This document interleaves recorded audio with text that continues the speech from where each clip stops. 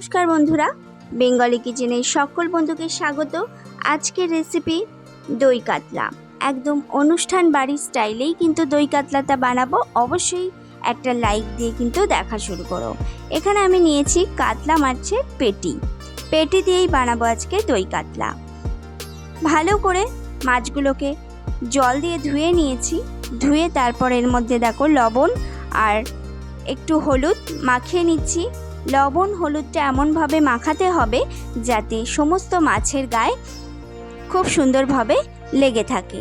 তো দেখো মাছগুলোকে ভালো করে লবণ হলুদ মাখিয়ে এটাকে আধা ঘন্টার জন্য আমি একটু রেখে দেব। তাহলে কি মাছের মধ্যে লবণ হলুদটা খুব সুন্দরভাবে ঢুকে যাবে। দেখো মাছগুলোকে লবণ হলুদ মাখিয়ে আমি একটু সাইড করে রেখে দিচ্ছি। এবার এখানে দেখো আমি আগে থেকেই ভিজিয়ে রেখেছি। এখানে আছে হাফ চামচের মতো মৌরি দিয়েছি, 2 চামচের মতো পোস্ত আর আছে 7-8টা কাজু বাদাম। এটাকে ভিজিয়ে রেখে দিতে হবে 5-7 মিনিটের জন্য। তো দেখো কড়ার মধ্যে আমি সাদা তেল দিয়ে দিয়েছি। চাইলে তোমরা মাছগুলোকে সর্ষের তেলে ভাজতে পারো, আমি সাদা তেলেই ভাজছি। তো দেখো মাছগুলোকে আমি খুব লালচে করে ভাজবো না, এপিট ওপিট ভেজে নিয়ে তুলে নেব। কারণ মাছগুলো খুব কড়া করে ভাজলে কিন্তু দই কাতলা খেতে ভালো লাগবে না। এরকম হালকা এপিট ওপিট ভেজে নিলে মাছগুলো কিন্তু সফট থাকবে।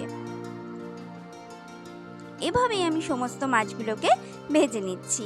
তোমাদের রেসিপি আমি দেখতে পাচ্ছি না, তোমাদের ভিডিও, তার জন্য সবার কাছে সরি চেয়ে নিচ্ছি। ভীষণ একটা অসুবিধার মধ্যে ছিলাম।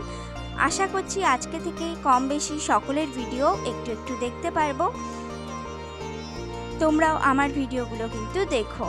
তো দেখো এখানে যে মৌরি কাজু বাদাম আর পোস্ত ভিজিয়ে রেখেছিলাম সেটা মিক্সার জারের মধ্যে আমি দিয়ে দিলাম।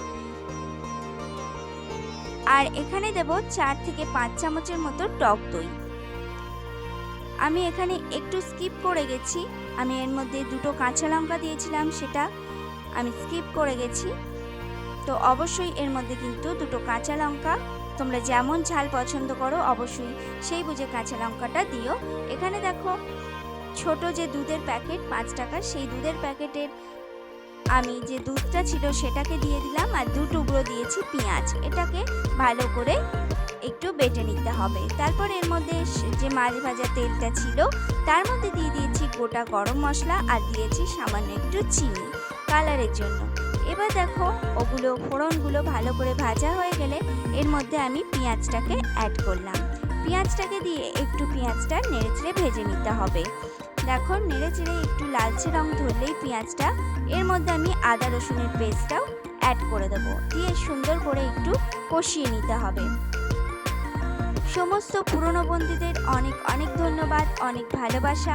আর নতুন বন্ধুদের সাদরে আমন্ত্রণ জানাচ্ছি আমার চ্যানেলে এসো, ভিডিওটা ফুল ওয়াচ করো আর অবশ্যই একটা লাইক দিয়ে দেখা শুরু করো। আর চ্যানেলটা সাবস্ক্রাইব করে পাশে থাকা বেল বাটনটা অবশ্যই প্রেস করে রেখো, তাহলে যখনই কোনো নতুন রেসিপি শেয়ার করব সেটা সবার আগে পাওয়ার জন্য। আর যারা আমার চ্যানেলে আসছো, আমার একটু যেতে দেরি হলে কিছু মনে করো না, আমি অবশ্যই কিন্তু সবার পরিবারে যাব। তো দেখো ভালো করে একটু কাশ্মীরি লঙ্কা আর একটু লাল লঙ্কা দিয়ে আমি ভেজে নিয়েছিলাম। তারপরে মিক্সার জারে যেটাকে আমি পেস্ট করে রেখেছিলাম, কাজু, পোস্ত, দই আর মৌরি সেটা আর কাঁচা লঙ্কা, সেটা কিন্তু আমি এর মধ্যে অ্যাড করলাম। এবার গুঁড়ো মশলা আমি এখানে ধনে গুঁড়ো, জিরে গুঁড়ো আর হলুদ গুঁড়ো আর পরিমাণ মতো লবণ দিয়ে আবারও কিন্তু এটাকে খুব সুন্দর করে কষিয়ে নিতে হবে। এই মশলাটাকে যত সুন্দর করে কষানো হবে দই কাতলার স্বাদটা কিন্তু তত বাড়বে। তো দেখো পরিমাণ মতো লবণ দিয়ে আবারও একটু সুন্দর করে কষিয়ে নিয়েছি। দেখো এরকম নেড়ে চেড়ে কিন্তু এটাকে রেডি করতে হবে একটু সময় নিয়ে। তো দেখো আমার মোটামুটি কষা কিন্তু হয়েই গেছে, তেল ছেড়ে দিয়েছে দেখতে পাচ্ছ। এবার আমি এর মধ্যে দিয়ে দেবো পরিমাণ মতো জল। আবারও একটু নেড়ে চেড়ে মিশিয়ে নিচ্ছি। তো আজকের রেসিপি কেমন লাগলো অবশ্যই কমেন্ট সেকশানে গিয়ে জানিও। তোমরা ভিডিও দেখছো না কেন বন্ধুরা, বারবার করে বলছি, আমার হেল্প করো একটু আমার এগিয়ে চলার পথে। তোমাদের হেল্প আমার কিন্তু ভীষণ প্রয়োজন। তোমাদের একটা লাইক, একটা সাবস্ক্রাইব আমাকে আমার লক্ষ্যে পৌঁছতে অনেক অনেক অনেক সাহায্য করবে। অবশ্যই আমার পাশে সকলে থাকো, আমিও সবার পাশে কিন্তু এভাবেই থাকবো। তো দেখো পরিমাণ মতো জল দিয়ে মাছগুলোকে দিয়ে দিলাম, দিয়ে এবার ঢাকা দিয়ে দিতে হবে। ঢাকা দিয়ে সুন্দর করে ফুটিয়ে নিতে হবে। মাঝখানে আমি দুবার খুলে একটু নেড়ে চেড়ে মিশিয়ে নিয়ে আবারও ঢাকা দিয়ে দিয়েছিলাম, কারণ নিচে থেকে লেগে যাওয়ার জন্যই কিন্তু আমি দুবার করে খুলে তারপরে একটু নিচে থেকে নাড়িয়ে আবারও ঢাকা দিয়ে দিয়েছিলাম।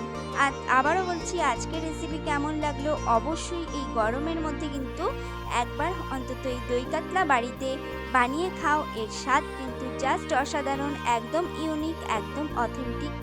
আমি যেভাবে বানিয়েছি অবশ্যই আমি যেভাবে বানিয়েছি সেভাবে একবার বানাও।